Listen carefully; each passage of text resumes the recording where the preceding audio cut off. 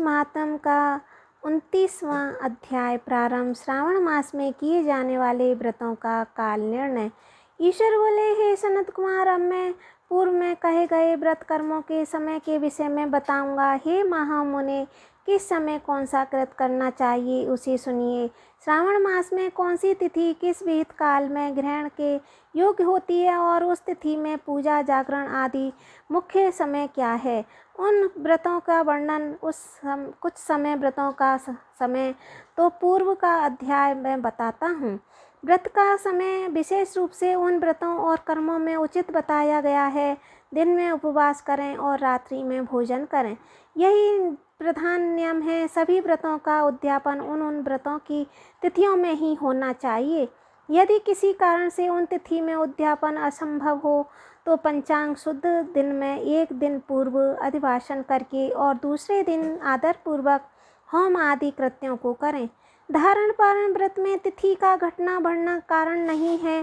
श्रावण मास के शुक्ल पक्ष की प्रतिपदा तिथि में संकल्प करके उपवास करें, पुनः दूसरे दिन पारण करें, इसके बाद दूसरे दिन उपवास करें। इसी क्रम से करते रहें। व्रती को चाहिए कि वह पारण में हविष्यान्न, मूंग, चावल आदि ग्रहण करे। एकादशी तिथि में पारण का दिन हो जाने पर 3 दिन निरंतर उपवास करे। रविवार व्रत में पूजा का समय प्रातःकाल ही होना चाहिए। सोमवार के व्रत में पूजा का प्रधान समय सायंकाल कहा गया है। गुरु के व्रत में पूजन के लिए मुख्य समय प्रातःकाल है। शुक्रवार के व्रत में पूजन उषा काल से लेकर सूर्योदय के पूर्व तक हो जाना चाहिए। रात्रि में जागरण करना चाहिए। शनिवार के दिन व्रत में नरसिंह का पूजन और सायंकाल करें। शनि के व्रत में शनि के दान के लिए मध्याह्न मुख्य समय कहा गया है। हनुमान जी के पूजन का समय मध्याह्न है।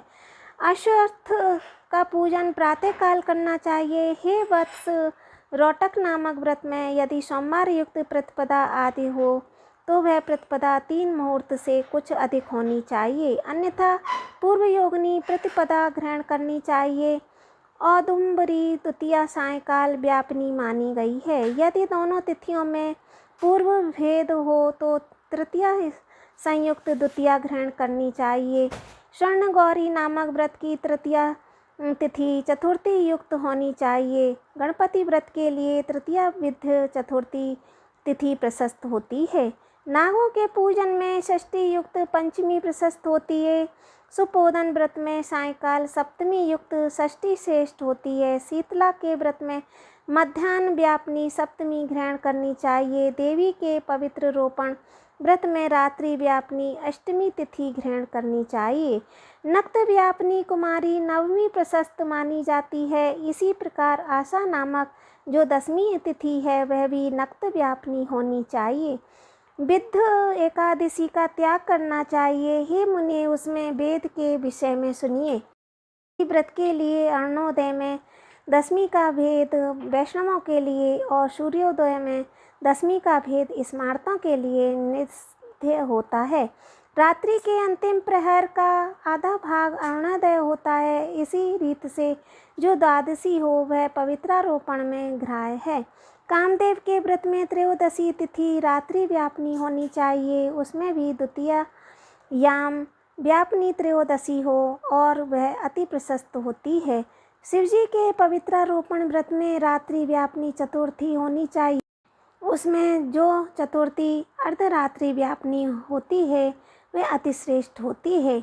उपाकर्म और उत्सर्जन कृत के लिए पूर्णिमा तिथि तथा श्रवण नक्षत्र होने चाहिए। यदि दूसरे दिन 3 मुहूर्त तक पूर्णिमा हो तो दूसरा दिन ग्रहण करना चाहिए, अन्यथा नैक्तिरीय शाखा वालों को और ऋग्वेदियों को पूर्व दिन ही करना चाहिए। तैत्तिरीय यजुर्वेदियों को 3 मुहूर्त पर्यंत दूसरे दिन पूर्णिमा में श्रवण नक्षत्र हो तब ही पूर्व दिन दोनों कृत्य करने चाहिए। यदि पूर्णिमा तथा श्रवण दोनों का पूर्व दिन का 1 मुहूर्त तदंतर योग है और दूसरे दिन 2 मुहूर्त के भीतर दोनों समाप्त हो गए हों तब पूर्व दिन ही दोनों कर्म होने चाहिए। यदि हस्त नक्षत्र दोनों दिन अपराह्न काल व्यापी हो तब भी दोनों कृत्य पूर्व दिन ही संपन्न होने चाहिए। श्रवणा कर्म में उपाकर्म प्रयोग के अंत में दीपक का काल माना गया है और सर्वबलि के लिए भी वही काल बताया गया है।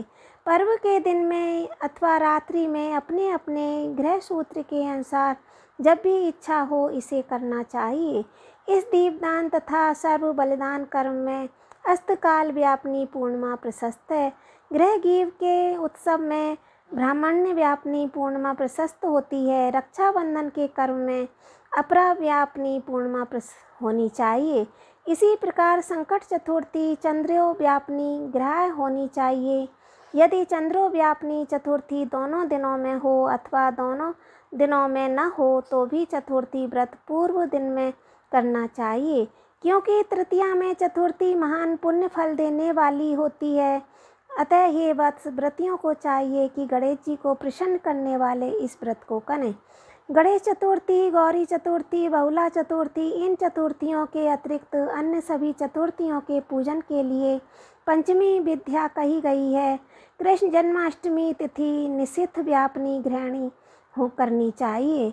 निर्णय में सर्वत्र तिथि 6 प्रकार की मानी गई है। दोनों दिन पूर्ण व्याप्ति, दोनों दिन केवल व्याप्ति, अंश के दोनों दिन सम व्याप्ति, अंश से दोनों दिन विषम व्याप्ति, पूर्व दिन संपूर्ण व्याप्ति और दूसरे दिन केवल आंशिक व्याप्ति। पूर्व दिन आंशिक व्याप्ति, दूसरे दिन अव्याप्ति। इन पक्षों में 3 पक्षों में जिस प्रकार संदेह नहीं है उसे अब सुनिए। विषम व्याप्ति में अंश व्याप्ति से अधिक व्याप्ति उत्पन्न होती है। एक दिन तिथि पूर्णा है, वहीं तिथि दूसरे दिन अपूर्णा कही जाती है। अव्याप्ति तथा अंश से व्याप्ति, इसे अंश व्याप्ति उत्पन्न होती है, और जब अंश व्याप्ति पूर्ण हो तथा अंश में सम हो वहाँ संदेह होता है और उसके निर्णय में भेद होता है। कहीं युग्म वाक्यों से वार तथा नक्षत्र के योग से, कहीं प्रधान योग से और कहीं पारायण योग से। जन्माष्टमी व्रत में संदेह होने पर तीनों पक्षों में पराग्रह होती है। यदि अष्टमी 3 प्रहर के भीतर ही समाप्त हुई हो तो अष्टमी के अंत में पारण हो जाना चाहिए, और उसके बाद यदि अष्टमी उषा काल में समाप्त होती हो तो पारण उसी समय करना चाहिए।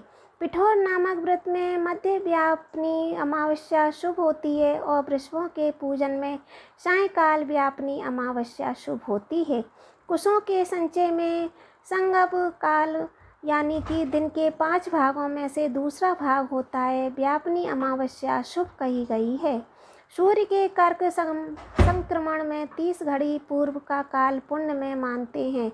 अगस्त के अर्ध का काल तो व्रत वर्णन में कह दिया गया है। हे वत्स, मैंने आपसे यह कर्मों के काल का निर्णय दिया है। जो मनुष्य इस अध्याय को सुनता है, इसका पाठ करता है, वह सभी व्रतों का फल प्राप्त करता है। इस प्रकार श्रावण मास महात्म्य का 29वां अध्याय संपूर्ण हुआ। ओम नमो भगवते वासुदेवाय।